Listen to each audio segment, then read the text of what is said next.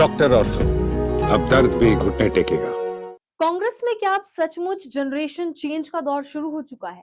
क्या राहुल गांधी का 2 दशक पुराना सपना आखिरकार साकार होने लगा है? जिस बदलाव की बात राहुल गांधी 2004 से करते रहे, क्या अब वही कांग्रेस की नई पहचान बन रहा है? राज्यसभा टिकटों से लेकर मुख्यमंत्रियों की ताजपोशी तक हर फैसले में एक नया पैटर्न दिखाई दे रहा है। सवाल यह है कि क्या कांग्रेस अब पुराने दिग्गजों की पार्टियों से निकलकर नई पीढ़ी की पार्टी बनने की तरफ बढ़ रही है? नमस्कार, मैं Kirti Bhardwaj, channel for news India पर आप सभी का स्वागत है। साल 2004 दिल्ली की सत्ता के गलियारों में एक युवा नेता की एंट्री होती है, नाम राहुल गांधी। उस वक्त उनकी सबसे बड़ी राजनीतिक सोच थी कांग्रेस को बदलना। ऐसी कांग्रेस जो बंद कमरों से निकलकर सड़कों पर लड़े, ऐसी कांग्रेस जहां विरासत से ज्यादा मेहनत की कीमत हो, और ऐसी कांग्रेस जहां फैसले कुछ चुनिंदा नेताओं के ड्राइंग रूम में नहीं बल्कि कार्यकर्ताओं के संघर्ष से तय हो। लेकिन रास्ता आसान नहीं था। कांग्रेस में उस दौर में बड़े बड़े क्षेत्रीय शक्तप थे, जिनकी पकड़ संगठन और सत्ता दोनों पर मजबूत थी। करीब 20 साल तक राहुल गांधी का यह सपना अधूरा रहा, लेकिन अब तस्वीर बदलती दिख रही है। राज्यसभा चुनाव के लिए घोषित उम्मीदवारों की सूची इस बदलाव की नई पटकथा लिखती नजर आ रही है। पवन खेड़ा, मीनाक्षी नटराजन, प्रवीण चक्रवर्ती, प्रणव झा, नीरज डांगी, ये सिर्फ नाम नहीं है, ये उस नई कांग्रेस के चेहरे हैं जिसे राहुल गांधी वर्षों से गढ़ना चाहते थे।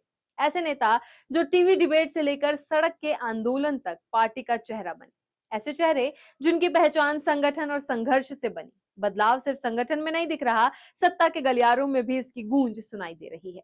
तेलंगाना में मुख्यमंत्री बने रेवंत रेड्डी, हिमाचल में सुखविंदर सिंह सुक्खू, केरल में वीडी सतीशन को आगे बढ़ने की रणनीति, और अब कर्नाटक में डीके शिव कुमार की ताजपोशी, ये सभी फैसले एक बड़े राजनीतिक संदेश की तरफ इशारा करते हैं। कांग्रेस अब अगली पीढ़ी को कमान सौंपने की तैयारी में है।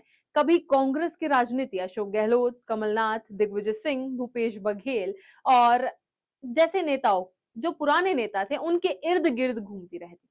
आज तस्वीर अलग है। प्रदेश संगठनों में युवा चेहरे नजर आ रहे हैं।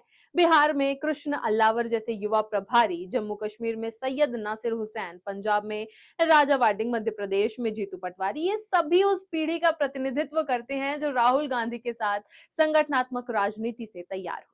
दिलचस्प बात यह है कि बदलाव सिर्फ उम्र का नहीं बल्कि राजनीतिक की शैली का है। राहुल गांधी लगातार कहते रहे हैं कि पार्टी में चाटुकारिता नहीं बल्कि संघर्ष को सम्मान मिलना चाहिए। पवन खेड़ा इसका सबसे बड़ा उदाहरण बनकर सामने आए हैं। टीवी डिबेट्स और प्रेस कॉन्फ्रेंस में बीजेपी पर आक्रामक हमले करने वाले खेड़ा को राज्यसभा भेजकर कांग्रेस ने साफ संदेश दिया है, जो लड़ेगा वही आगे बढ़ेगा। राजनीतिक जानकार मानते हैं कि इस बदलाव की असली शुरुआत भारत जोड़ो यात्रा से हुई। यात्रा ने राहुल गांधी की राजनीति को भी बदला और कांग्रेस की कार्यशैली को भी। जो पार्टी कभी प्रेस रिलीज और प्रेस कॉन्फ्रेंस तक सीमित दिखाई देती थी, वो अब सड़कों पर संघर्ष करती नजर आने लगी। यही वजह है कि राहुल गांधी के करीबी नेताओं की नई फौज अब संगठन और सरकार दोनों में अहम भूमिका निभा रही है। एक समय ऐसा था जब राहुल गांधी के कई बदलाव पुराने नेताओं के विरोध में अटक जाते थे। कहा जाता था कि अंतिम फैसला हमेशा पुराने शक्ति केंद्रों के पास होता है, लेकिन अब हालात बदल चुके हैं। मल्लिकार्जुन खड़गे के कांग्रेस अध्यक्ष बनने और राहुल गांधी के नेता प्रतिपक्ष की मजबूत भूमिका में आने के बाद संगठनात्मक फैसलों में उनकी पकड़ पहले से कहीं ज्यादा मजबूत दिखाई दे रही है। यानी राहुल गांधी को अब वो राजनीतिक स्पेस मिल चुका है जिसकी तलाश उन्हें 2 दशकों से थी। हालांकि चुनौती अभी खत्म नहीं हुई है। 2029 का लोकसभा चुनाव कांग्रेस के लिए सबसे बड़ी परीक्षा होगा, लेकिन इतना जरूर है कि पार्टी के भीतर एक नई कहानी लिखी जा रही है। एक ऐसी कहानी जिसमें अनुभव और युवा ऊर्जा साथ साथ चल रहे हैं, जिसमें पुराने नेताओं की विरासत भी है और नई पीढ़ी का आक्रामक तेवर भी। और शायद यही वजह है कि कांग्रेस के भीतर चल रहा ये जनरेशन शिफ्ट अब सिर्फ चर्चा नहीं बल्कि जमीनी हकीकत बनता दिखाई दे रहा है। 2 दशक पहले राहुल गांधी ने जिस बदलाव का सपना देखा था, आज उसकी झलक कांग्रेस के संगठन, सरकार और रणनीति तीनों में दिखाई दे रही है।